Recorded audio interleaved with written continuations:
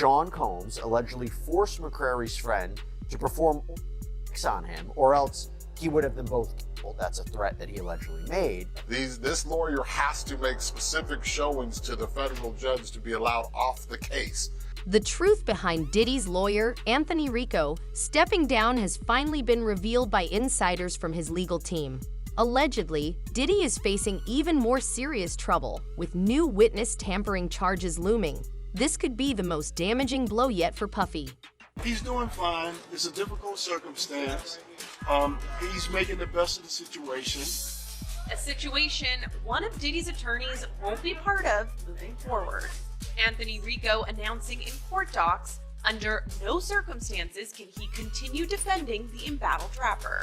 This is a serious proceeding with serious consequences, and all of us are addressing it accordingly. In a motion filed on Thursday, Rico stopped short of revealing why he's stepping down from Diddy's legal team, just months ahead of the music mogul's scheduled trial date in May for sex trafficking and racketeering charges, all of which Diddy's denied. You know, Dr. King called it the law of unintended consequences. So sometimes the more you push a person down, the stronger they get. That's Rico speaking up late last year for his now former client. ET's learned the attorney's exit will not affect Diddy's other attorneys, nor their defense strategy. I told Mr. Combs I'm going to try and get his case to trial as quickly as possible. He has been ready to defend this case since he first found out about this case. Nothing has changed from his perspective. You're going to hear about my party. They're going to be shutting them down. They're going to probably be arresting me. After Diddy was arrested, Rico said he provided a high level of legal representation. But now, for reasons unknown, he can under no circumstances effectively serve in the upcoming trial. Nobody's okay with staying in jail for now. Detention center with Diddy and high-profile death penalty attorney Anthony Rico. Now, while the pair joined around the same time, Anthony in a court filing on Friday said he's leaving the case. In the filing, Anthony Rico said, quote, "For the reasons set forth below, this motion for withdrawals is filed so that Sean Combs may move forward with his defense and to commence jury selection and trial without any delay. As a result of discussion with lead counsel Mark Agnifilo, this motion for withdrawal of counsel is filed. While I am aware that the local rule requires an application for withdrawal of counsel is supported and granted, there are sufficient reasons related to protections afforded by the attorney-client privilege for brevity in my application for withdrawal as counsel in this case. Although I have provided Sean Combs with the high level of legal representation expected by the court, under no circumstances can I continue to effectively serve as counsel for Sean Combs," end quote. Now, essentially in legalese, I quit, but I can't go into details because of attorney-client privilege. According to the filing, though, the defense shakeup won't delay the case. Diddy will continue with 5 attorneys. That's Mark Agnifilo, Tenny Garagos, Alexandra Shapiro, Jason A. Driscoll, and Anna Esteval. In his motion to withdraw as Diddy's legal counsel, Anthony Rico cited irreconcilable differences, declaring that he could no longer represent him. It's worth noting that Anthony is among the best lawyers money can buy, and Diddy was reportedly offering him a minimum of $2 to $3 million. So why would he step away from such a lucrative deal? According to insiders, Anthony allegedly came across evidence that left no doubt in his mind about Diddy's guilt. Last Friday, one of Diddy's lawyers, Anthony Rico, submitted a motion to seek to withdraw from the case. He did state that it won't it won't delay the trial or anything like that, but he did say that under no circumstances could he continue. I just wanted to see if you saw that and if you had any reaction to him wanting to withdraw himself from Diddy's Yeah. From what I read and heard about him, he's a good attorney. I gotta understand though, with attorneys, man. But I understand, they all making a couple of $1 million, generation money. And so for him just to walk away from this case, knowing he, stand to make at least $2 million, $3 million from Diddy, minimum. And his firm, it gotta be something major going on for him to walk away. Now, these are generally the reasons that attorneys like that walk away. Number one, because he already good. He don't need the $2 or $3 million. Who don't need $2 or $3 million? It sounds stupid to even say, right? The case for Nermini has also shared his thoughts, suggesting possible reasons why Anthony Rico may have chosen to step down from Diddy's legal team. With all of that being said, kind of going back to what potentially the reasoning might be, do you think that it might have been a personal conflict between Diddy and Anthony Rico, or do you think it might have been Anthony Rico with other counsel? But what do you make of all of that? Potentially, it could be a conflict with the client, right? A disagreement. They just don't get along. The communication is poor. They don't agree on defense strategy. It could be a conflict with one of the other lawyers. Obviously, it seems like Agnifilo is the lead on this case, although Rico was certainly his 1B. And I know obviously there's other lawyers on the case. Obviously, a lot of the victims are female. They're going to want female lawyers on the defense team, especially during some of the aggressive cross-examination. That tends to be the conventional wisdom when you're dealing with victims who are alleged victims of sexual assault or abuse. And then it could be a conflict with one of the victims themselves. Maybe maybe Rico consulted with them or even represented them in such a way that he has to get off the case. Soon after Anthony Rico resigned, Diddy's legal team filed a motion to suppress the evidence seized during the raid on his Miami mansion. Could this be the same evidence that prompted Anthony to step down? If there's really nothing incriminating, as Diddy's lawyers insist, why are they so desperate to have the search thrown out of the indictment? Now to Sean Diddy Combs, looking to suppress evidence in his federal trial. Senior investigative correspondent Aaron Katersky is back with the story. Good morning again, Aaron. And to you, Michael. You'll remember federal agents from Homeland Security Investigations were hardly shy when they raided Sean Combs' opulent homes in Los Angeles and Miami, guns drawn. The jailed music mogul now argues those searches and other searches of his iCloud accounts, electronic devices, and New York City hotel room following his arrest were unconstitutional. His lawyers argue evidence obtained through those searches must be suppressed. Diddy's lawyers say the government presented a grossly distorted picture of reality when applying for the search warrants, omitting certain facts and including salacious details from an unnamed producer that were never credible. Combs has pleaded not guilty to racketeering conspiracy, sex trafficking, and prostitution charges. The defense is also arguing here his ex-girlfriend, Cassie Ventura, was a willing participant in fueled sex performances called freak-offs, not coerced, as prosecutors allege. I think that the public and the media have gotten nearly every fact wrong about what the prosecution's case is here. So I just want to take one issue with that. There's no minors, there's no celebrity sex tapes. The civil lawsuits here are not driving the allegations that we're defending against, but it is driving the vitriol against him in the media. I'm going to highlight something because this one drives me crazy because I read what the prosecution files and I read the indictment. And if you read the indictment, there's no allegation of sex with minors. There's no allegations of A-list celebrities. There are, the new superseding indictment lists 3 so-called victims. I like to call them complaining witnesses. But isn't that right, Tenny? No, that's absolutely right. There's no minors here. There's no celebrity sex tapes. There are a lot of stories in the media about lawsuits. There's been a flurry of lawsuits in the past 2 days because of an expiring statute, essentially, which is why you've seen a lot of lawsuits in the past few days. But it's incredible here what I'm witnessing, which is that Diddy's legal team is now arguing that some of the charges against him are racially motivated, claiming prosecutors are targeting him solely because he is a successful black man. Notably, this was the last motion filed before Anthony Rico resigned. Rumors suggest that Anthony disagreed with this approach, but the rest of the legal team moved forward with it anyway. Sean Combs asked the judge in his federal case to throw out one of the charges. He says he's being targeted because he's a black man and the charge is rooted in racism. I look at Combs' argument and his chances of success. Welcome to Crime Fix. I'm Anjanette Levy. Sean Diddy Combs wants one of the counts in his federal superseding indictment thrown out. Combs argues he's basically being singled out by federal prosecutors because of his race and his success in business. The charge he wants the judge to toss is count 3. Diddy's defense seems to be gearing up toward his alleged criminal conduct wasn't criminal It was his personal business of what was going on in his bedrooms or hotels or wherever the freak-offs occurred.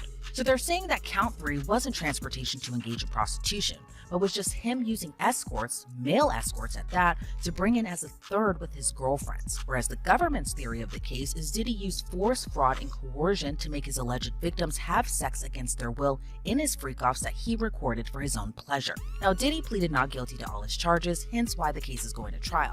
Industry insiders like Joe Bwan and Stephen Smith have weighed in, noting that Anthony Rico's departure just 2 months before Diddy's high-profile trial is a major red flag.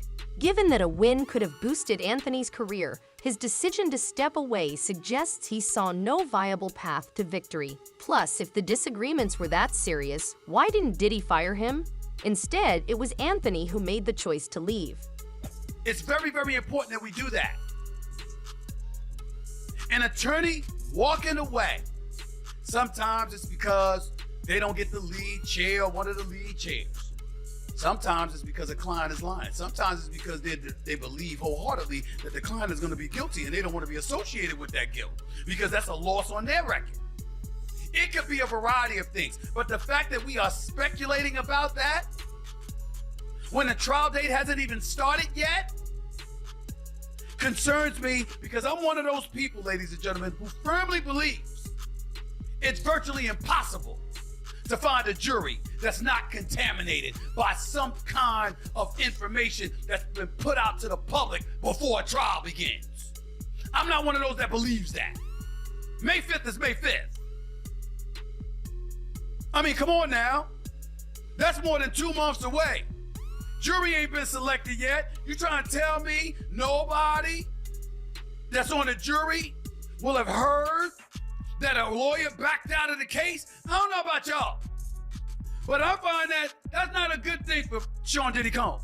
Reports are circulating that Diddy is trying to have Tony Busby, the attorney handling multiple cases against him, disbarred.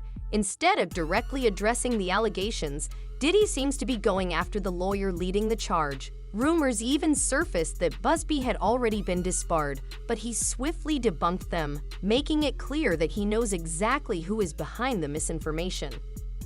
Tony Busby wants to get involved in this Candace McCrary lawsuit. And more specifically, he is moved to be admitted to be the attorney for McCrary in New York on a pro hoc vice basis. Now, in other words, that is when you ask the court for permission to temporarily represent a client in a jurisdiction in which you're not licensed to practice. Now, in his motion to be admitted, he writes, "I'm in good standing of the bars of the state of Texas and New York, as well as the Eastern District of New York." So even though this particular lawsuit was filed in the Southern District of New York, he explains he's in good standing in a neighboring federal court.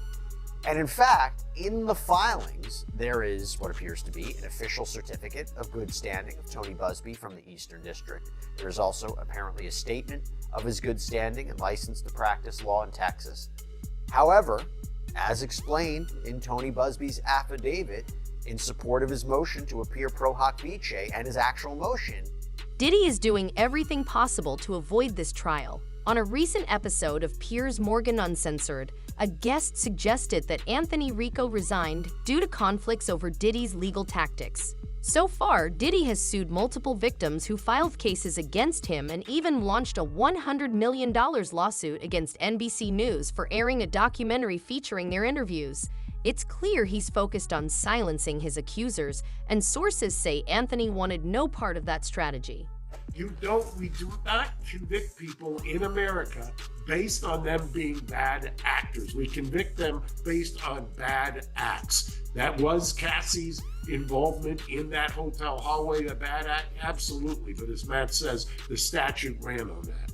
Okay, let's just pivot. And the other thing about this, real quick, on this issue that the lawyer says, it's a term of art. It's like in law when you say we've had irreconcilable differences in a divorce. People say, well, that must mean he beat her. That must mean she beat him or was cheating. It doesn't mean it's a term of art. This lawyer has to make specific showings to the federal judge to be allowed off the case. And one of the ways you do that is that we've broken up and we can't get back together. And all he was saying is we've broken up and we can't get back together. In court, we often call it, we're waiting for Mr. Green to arrive, or Mr. Cash hasn't arrived. Everyone understands what the term of art means. And in this case, it means I'm not getting along with this dude because I want to be the big dog or the top dog, or I'm not getting paid enough money. Sean Diddy Combs sues NBC for $100 million over its Peacock documentary about him. According to docs obtained by E! News February 12th, the Bad Boy Records founder filed a lawsuit against NBC Universal seeking $100 million after Peacock, the streaming service owned by the media company, released the documentary Diddy, The Making of a Bad Boy. In the filing, Combs, who is currently in jail on sex trafficking and racketeering charges, accuses NBC Universal of defamation and alleged that the company maliciously and recklessly broadcast the documentary, which included claims that the rapper committed crimes like serial murder and sexual assault of minors without having a shred of evidence. The filing reads, in making and broadcasting these falsehoods, among others, defendants seek only to capitalize on the public's appetite for scandal, without any regard for the truth, and at the expense of Mr. Combs' right to a fair trial. In particular, Combs alleges that the documentary, released on Peacock on January 14th, some who have personally known Diddy and understand his behavior claim that if cornered, he wouldn't hesitate to resort to violence. These aren't just empty accusations. His past suggests otherwise. In fact, back in 1999, Diddy was allegedly involved in a shooting, and to this day, the victim insists he is a cold-blooded killer. Second of all, this concept that P. Diddy could have someone killed is laughable. I mean, he couldn't save his own bodyguard. I mean, there's just, these stories are plentiful about all of the. It's not laughable. I'm gonna let you know right now that I'm from the street. I grew up around this dude. It's not laughable. I'm gonna tell you that right now. So let's pump the brakes a little bit. If you got money, I know for a fact it's not laughable. That much money, exactly. and you got that much street credit, you can get people killed. And the good thing about it is for them is that you can get people killed and nobody ever know. Just like you can get Shine to go to prison for you. Like he literally got a guy to shoot him up and went to jail for Diddy. Shine didn't snitch. So you got guys that'll do the crime for you and they'll do the time for you if you powerful enough like Diddy. You got enough money, you can represent them in court, you can get them out. I mean, I would argue that you probably know a little bit. Diddy's former executive assistant, Philip Hines, has stepped forward to corroborate the allegations against him, shedding light on the disturbing nature of Diddy's alleged freak-off parties. Hines claims he was not only sexually assaulted by Diddy, but was also responsible for organizing and managing these wild gatherings. In a recent interview, he detailed the extensive preparations, stating, "We always had a long list of items, including lights, alcohol, marijuana, music, baby oil, Astroglide lubricant, candles, incense, Apple TVs, electronics, computers, and iPads. Male libido supplements were also a staple." A former assistant to Sean Diddy Combs speaking out in the new interview with new allegations about wild parties and use. Eva Pilgrim is here with the story. Good morning, Eva. Good morning, Michael. At this point, we've all probably heard about these infamous parties. Diddy's assistant now giving us details about what he says were called Wild King Nights. It's official. I survived what I've been through. This morning, new details allegedly inside Diddy's world before his shocking arrest. The entertainment mogul now behind bars for federal sex trafficking and racketeering charges. It was a circus. He did whatever he wanted. And we were just at his disposal. Phil Hines was Diddy's senior executive assistant from 2019 to 2021. He says his then boss asked him to purchase supplies for parties dubbed Wild King Nights. We usually had a laundry list of items that included lights, alcohol, marijuana, ketamine, Molly. Those requests started to become more frequent. Hines claims many of these parties involved younger women. A lot of times you have him with a younger female. There's a power dynamic there. A more impressionable girl is easier to reel in. Consent is between the people that are engaging, and I wasn't there in these situations to understand the consent. Well, one of the things is, I mean, the thing that stuck out to me, you mentioned it before, these allegations are so consistent with what the allegations are that are laid out by prosecutors when they describe the freak-offs in their indictment, right? These sex-fueled parties, these fueled parties, the baby oil, the Astroglide, and it makes me wonder, A, do you think Mr. Pines is a cooperating witness for the government? B, if so, do you think he was one of the people that they originally spoke to when they were coming up with this, when they were drafting the indictment and coming up with the charges? Or do you think he's come out after? Because again, I think the timing of the lawsuit's important too, at the end of the year, right now. Talk to me about what you think his role might be. If I had to guess, I would figure that the feds already talked to him, just because I know from my experience dealing with them how all-encompassing their investigations are, and if he really was his executive assistant from the time frame that they allege in the lawsuit, I can't see a scenario where they wouldn't. I mean, they investigate regular cases to the point that that I'm shocked when I see it as a criminal defense attorney with regular people. When you're talking about a high-profile celebrity case like this, I can't fathom that no one spoke to this individual prior to this. So I would think that they did speak to him, and I can't imagine that he's not. Another lawsuit has been filed against Diddy, but this time, the plaintiff is not hiding behind anonymity. A woman named Candace McCree has officially filed a case under Candace McCree v. Sean Combs, accusing Diddy of assaulting her in 2004 under coercive and threatening circumstances. Candace claims that both she and her friend fell victim to Diddy's actions after being lured into a perilous situation. When all of a sudden, she was escorted away to a separate room by a security guard who simply allegedly said to her, "You know what you're here for." He allegedly locked the door and left her and her friend inside with Sean Combs. And according to her, Sean Combs allegedly forced McCrary's friend to perform on him, or else he would have been both killed. That's a threat that he allegedly made. And when it came to McCrary, here is what the complaint reads, quote, "Combs soon turned his sights to Miss McCrary and forced her to take her clothes off, again under the threat of violence. Once she was undressed, Combs forced himself on her and began to sexually assault her. Combs fondled, molested, and ultimately raped Miss McCrary, all while she was begging him to stop. Soon, and likely due to Miss McCrary's cries, the door opened, and the security guard from earlier came in to ask if everything was all right. Miss McCrary's friend took the opportunity to rush out of the recently locked door. Miss McCrary, however, could not move, as Mr. Combs was still on top of her.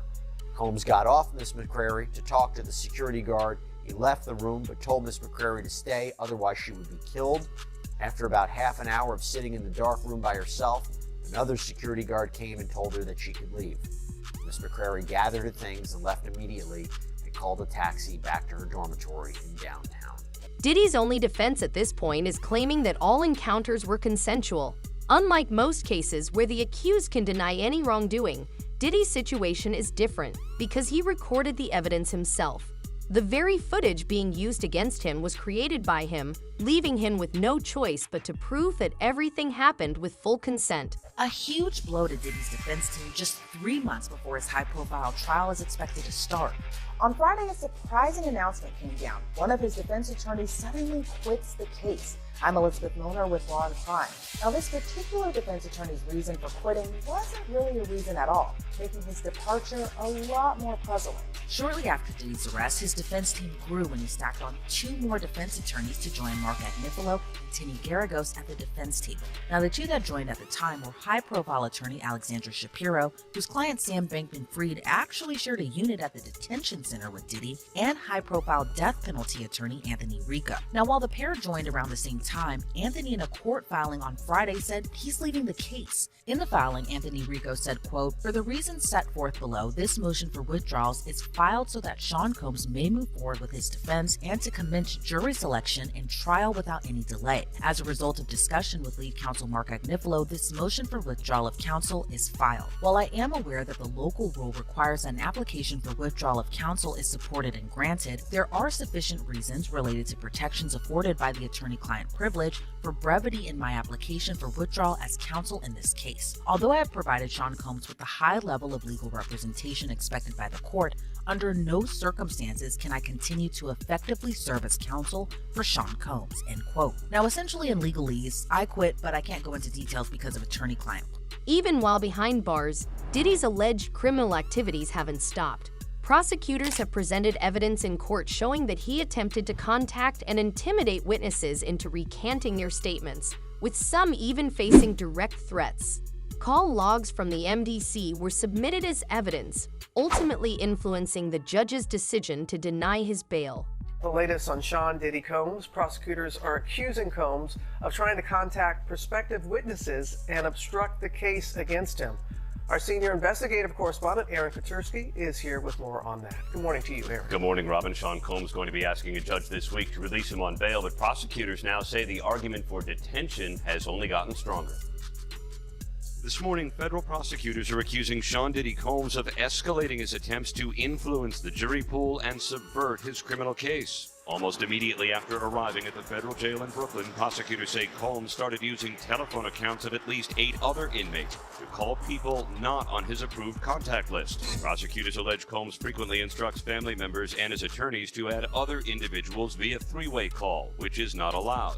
On some of those calls, prosecutors say Combs is explicit about his intention to use public statements to sway potential jurors, including this Instagram post by Diddy's kids. Happy birthday to Daddy. Prosecutors say Combs enlisted family members to plan and execute a social media campaign around the defendant's birthday. The first time we heard his voice from behind bars. Thank y'all for being strong and thank y'all for being by my side and supporting me. I love y'all. I got the best family in the world. Prosecutors say Combs then monitored audience engagement from the video. News came out that his former bandmate from Dirty Money, she called the other group member guys 58 times trying to get her to stop the lawsuit against Diddy. She ain't the only one he was trying to get in contact with. You understand? He sent somebody through somebody else to try to get in contact with me, telling me enough is enough. Oh, okay. You tell Big Mama that enough is enough. You can't tell Wolf Mama enough is enough. You tell D Ferg Mama enough is enough. You understand? You tell all those people who supported you and they survivors, enough is enough. You didn't tell me about this, so he tried to get somebody to reach out to you? Now I got a phone call from Kirk Burrows. And Kirk Burrows, and I ain't gonna get this guy no play. Not Kirk Burrows, but one of the Puff dudes that I know that's real close to him said, Kirk told me, yo, he wanna reach out to you, Gene. He wanna speak to you. I said, speak to me for what? What do you want to speak to me for? If he's trying to speak to me, it's for Puff. Point blank. I know the dude. I know how close he is to Puff. He's been with Puff from day one. So he ain't got nothing to say to me, bro. The evidence against Diddy continues to mount, and his legal team's tactics, whether attempting to suppress evidence or discredit prosecutors, are only raising more questions. Will he finally be held accountable, or will he find a way to evade justice once again? Share your thoughts in the comments and stay tuned for more updates.